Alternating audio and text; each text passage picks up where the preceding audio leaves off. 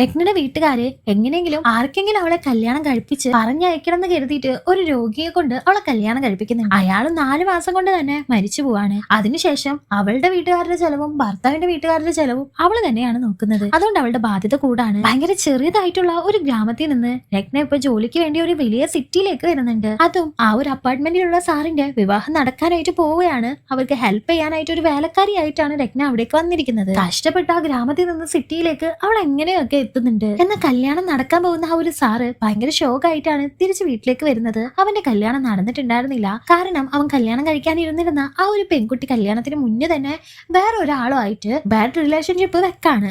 അതും ഈ ഒരു സാറും ആ ഒരു പെണ്ണും സ്നേഹിച്ചാണ് കല്യാണം കഴിക്കാനായിട്ട് പോകുന്നത്. അതുകൊണ്ട് തന്നെ ഈ സാറ് കല്യാണം ക്യാൻസൽ ചെയ്തിട്ടാണ് ഇപ്പൊ തിരിച്ചു വന്നിരിക്കുന്നത്. ജീവിതമേ തീർന്നു പോയി എന്നുള്ള നിലയിലാണ് ഇപ്പൊ ആ ഒരു സാറ് പെരുമാറിക്കൊണ്ടിരിക്കുന്നത്.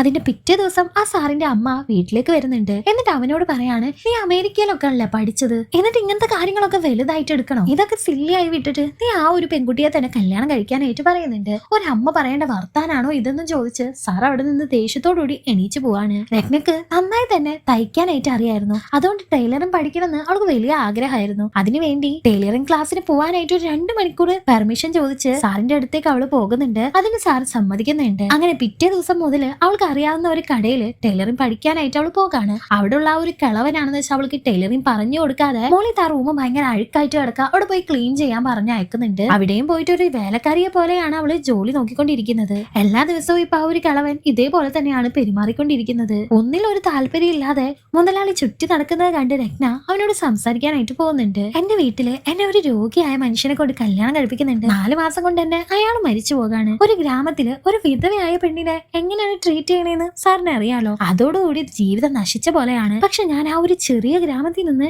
ഇപ്പൊ ഈ സിറ്റിയിൽ വന്ന് ജോലി നോക്കാണ്. ഒരു വേലക്കാരി ആയിട്ടാണെങ്കിലും എന്റെ ചെലവെല്ലാം നോക്കുന്നത് ഞാൻ തന്നെയാണ്. എന്റെ അനിയത്തിയെ പഠിപ്പിക്കുന്നത് ഞാനാണ്.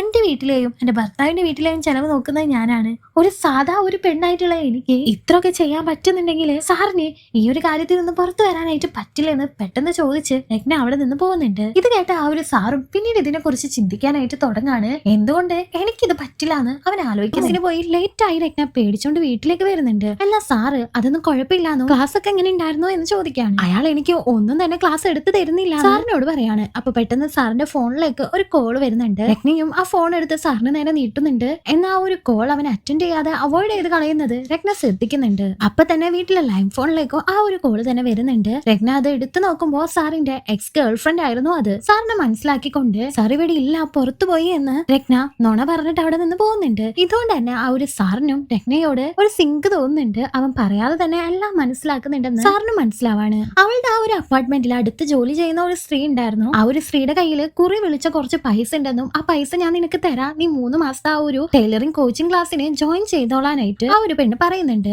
അങ്ങനെ ആ ഒരു 3 മാസമുള്ള കോച്ചിങ് ക്ലാസ്സിന് അവള് ജോയിൻ ചെയ്യാമെന്ന് തീരുമാനിക്കുകയാണ്. അതിന് രത്ന സാറിന്റെ അടുത്ത് ചെന്നിട്ട് പെർമിഷൻ വാങ്ങുന്നുണ്ട്. ടൈലറിംഗ് പഠിക്കാൻ തുടങ്ങിയതുകൊണ്ട് തന്നെ അവൾ ഒരുപാട് സന്തോഷിക്കുന്നുണ്ട്. സാർ എപ്പോഴും ഇങ്ങനെ ഒറ്റയ്ക്കിരിക്കുന്നതുകൊണ്ട് തന്നെ സാറിന്റെ ഒരു ഫ്രണ്ട് അവന്റെ ഒരു ഗേൾ ഫ്രണ്ടിനെ വീട്ടിലേക്ക് വിളിച്ചുകൊണ്ട് വന്ന് സാറിനോട് അവളായിട്ട് ഡേറ്റിംഗ് തുടങ്ങാനായിട്ട് പറയുന്നുണ്ട്. അതും അവന്റെ അപ്പാർട്ട്മെന്റിൽ തന്നെയാണ് പാർട്ടി നടന്നുകൊണ്ടിരുന്നത്. അറിയാതെ രത്നയുടെ കയ്യിൽ നിന്ന് ആ പെണ്ണിന്റെ ഡ്രസ്സിലേക്ക് ജ്യൂസ് തട്ടി പോകുന്നുണ്ട്. അതുകൊണ്ട് തന്നെ ആ ഒരു പെണ്ണും രത്നയോട് ഒരുപാട് മോശം രീതിയിൽ സംസാരിക്കുകയാണ്. ആ സാറിനെ വിളിച്ചതിന് ശേഷം ആ ഒരു പെണ്ണും പറയുന്നുണ്ട് ഇവളുടെ സാലറിയിൽ നിന്ന് 1000 രൂപ കട്ട് ചെയ്തതിന് ശേഷം അവൾക്ക് കൊടുത്താൽ മതിയെന്ന്. പക്ഷെ ആ സാർ ആ സമയത്ത് അവൾ എന്റെ ജോലിക്കാരിയാണ്, അല്ലാതെ നിന്റെ ജോലിക്കാരിയൊന്നല്ലല്ലോ, അവളുടെ സാലറി കട്ട് ചെയ്യണോ വേണ്ടെന്ന് ഞാൻ തീരുമാനിച്ചോളാന്ന് പറയാണ്. ഇതുകൊണ്ട് തന്നെ ആ ഒരു പെണ്ണും ദേഷ്യപ്പെട്ട് അവിടെ നിന്ന് ഇറങ്ങി പോകുന്നുണ്ട്. രത്ന ടൈലറിംഗ് പഠിച്ചു തുടങ്ങിയത് മുതൽ തുണികളെല്ലാം വാങ്ങി ഡ്രസ്സ് തയ്ക്കാനായിട്ട് തുടങ്ങുന്നുണ്ട്. അവൾക്ക് വേണ്ടി തന്നെ ഒരു ഡ്രസ്സ് അവൾ തയ്ച്ചു നോക്കുന്നുണ്ട്. തയ്ച്ചു കഴിഞ്ഞതിന് ശേഷം അവൾക്ക് അത് ഇട്ട് നോക്കണം, എങ്ങനെയുണ്ടെന്ന് അറിയണം. എന്നാൽ അവളുടെ റൂമിൽ ഉണ്ടായിരുന്ന കണ്ണാടി ഭയങ്കര ചെറുതായിരുന്നു. അതുകൊണ്ട് ആ സാറിന്റെ റൂമിൽ ഒരു വലിയ കണ്ണാടി ഉണ്ട്. അതിൽ നോക്കിയാല് സൈസ് ഒക്കെ കറക്റ്റ് ആണോ എന്ന് അറിയാൻ പറ്റുമെന്ന് വിചാരിച്ച അവള് ആ ഡ്രസ്സ് ഇട്ട് നോക്കി സാറിന്റെ കണ്ണാടി നോക്കിയിരിക്കുന്ന സമയത്ത് സാറ് അവിടേക്ക് വന്ന് ഡോറ് തുറക്കുന്നുണ്ട്. രത്നയും ഒരു ചമ്മലോടുകൂടി അവിടെ നിന്ന് ഓടിപ്പോയതിനു ശേഷം അവള് സാരി എടുത്തു കൊടുക്കാണ്. രത്ന ഫുഡ് എടുത്ത് സാറിന്റെ റൂമിലേക്ക് പോകുമ്പോ അവനവിടെ റൊമാൻറ്റിക് മൂവി കണ്ടോണ്ടിരിക്കായിരുന്നു. അതുകൊണ്ട് തന്നെ രത്ന വേഗം തന്നെ റൂമിൽ നിന്ന് പുറത്തേക്ക് വരുന്നുണ്ട്. പിറ്റേ ദിവസം സാറിന്റെ ബർത്ത്ഡേ ആയതുകൊണ്ട് തന്നെ അവൾ അവളുടെ കൈ കൊണ്ട് തയ്ച്ച ഒരു ഷർട്ട് സാറിനെ വിഷ് ചെയ്തുകൊണ്ട്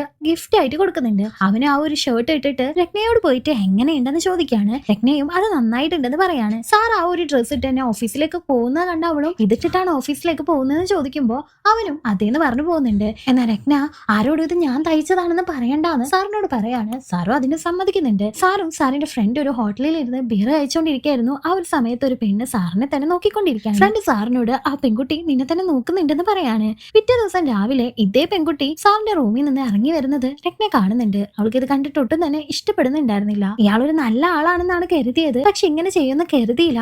എല്ലാ പൈസ ഉള്ള ആണുങ്ങളും ഇങ്ങനെ തന്നെയാണെന്ന് രത്ന അപ്പുറത്തെ വീട്ടിലുള്ള ആ ഒരു ചേച്ചിയോട് ഇങ്ങനെ പറഞ്ഞുകൊണ്ടേ ഇരിക്കുകയാണ്. രത്ന ആ സാറിന്റെ അടുത്തേക്ക് പോയതിനു ശേഷം ഇനി കുറച്ച് ദിവസത്തേക്ക് എനിക്ക് കുറച്ച് ലീവ് വേണം, എന്റെ അനിയത്തിയുടെ കല്യാണമാണ്, നാട്ടിലേക്ക് പോകണം എന്നൊക്കെ പറയുന്നുണ്ട്. എന്നാൽ സാറ് അവള് പഠിക്കുന്ന ഒരു കുട്ടിയാണല്ലോ, പിന്നെന്താണ് ഇപ്പൊ കല്യാണം കഴിച്ചു വിടുന്നതെന്ന് ചോദിച്ചതും രത്ന അവിടെ നിന്ന് ഒരുപാട് കരയാണ്. രത്ന അവളുടെ അനിയത്തിനോട് ഒരുപാട് പറഞ്ഞു നോക്കി കല്യാണം ഇപ്പൊ കഴിക്കണ്ട, പഠിക്കാനൊക്കെ.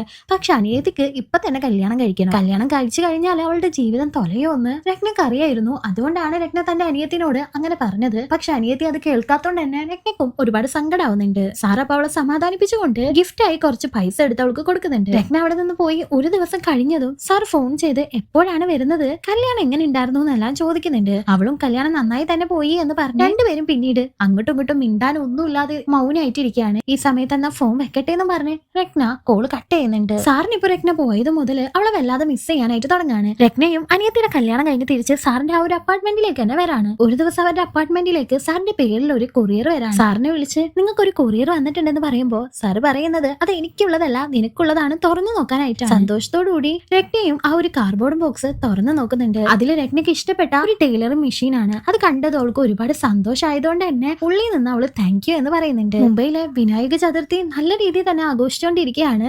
അത് കണ്ട് രത്നയും അപ്പുറത്തെ വീട്ടിൽ ആ ഒരു വേലക്കാരി സ്ത്രീയും അവിടെ പോയി നിന്ന് ഡാൻസ് കളിക്കുന്നുണ്ട്. അവൾ അങ്ങനെ നിന്ന് എൻജോയ് ചെയ്ത് ഡാൻസ് കളിക്കുന്നത് സാറും ഒരുപാട് നേരം നോക്കി നിൽക്കുന്നുണ്ട്. സാർ വന്നു എന്ന് പറഞ്ഞ രത്ന ആളുടെ കൂടെ തന്നെ ആ ഒരു അപ്പാർട്ട്മെന്റിലേക്ക് പോവാണ്. ഡോർ ക്ലോസ് ചെയ്യുന്ന സമയത്ത് അവരുടെ ശരീരങ്ങൾ തമ്മിൽ ടച്ച് ആവുന്നുണ്ട്. രണ്ടുപേർക്കും എന്താണ് സംസാരിക്കേണ്ടതെന്ന് അറിയുന്നുണ്ടായിരുന്നില്ല. സാർ പിന്നെ രത്നയുടെ നെറ്റിയിലായിട്ട് ഒരു ഉമ്മ കൊടുക്കുന്നുണ്ട്. പിടിച്ച് ഭയങ്കര ക്ലോസ് ആയിട്ട് നിൽക്കുന്ന സമയത്ത് ഒരു ഫോൺ കോൾ വരാണ്. രത്ന പെട്ടെന്ന് തന്നെ ഫോൺ വരുന്നെന്നും പറഞ്ഞ് അവിടെ നിന്ന് പോകുന്നുണ്ട്. ഫോൺ അറ്റൻഡ് ചെയ്ത് നോക്കുമ്പോൾ അത് സാറിന്റെ വീട്ടിൽ നിന്നായിരുന്നു. അയാളുടെ അമ്മയായിരുന്നു. ആ അമ്മയുടെ വീട്ടിൽ ഒരു ഫംഗ്ഷൻ ഉണ്ടെന്നും അതിൽ 3-4 വേലക്കാരെ വേണം, നീയോ അന്നത്തെ ദിവസം ഇവിടെ എത്തണമെന്നും പറയുന്നുണ്ട്. അത് കേട്ടപ്പോഴാണ് രത്നക്ക് അവളുടെ പൊസിഷൻ എന്താണെന്ന് ഓർമ്മ വരുന്നത്. അതുകൊണ്ട് തന്നെ രത്ന വേഗം തന്നെ സാറിനെ മൈൻഡ് ചെയ്യാതെ അവളുടെ റൂമിലേക്ക് പോകുന്നുണ്ട്. സാറിന് ഇത് ശരിയാണോ തെറ്റാണോ എന്നുള്ള കൺഫ്യൂഷൻ ആയിരുന്നു. രത്നയുടെ റൂമിലേക്ക് പോയി സാർ സംസാരിക്കുന്നുണ്ട്.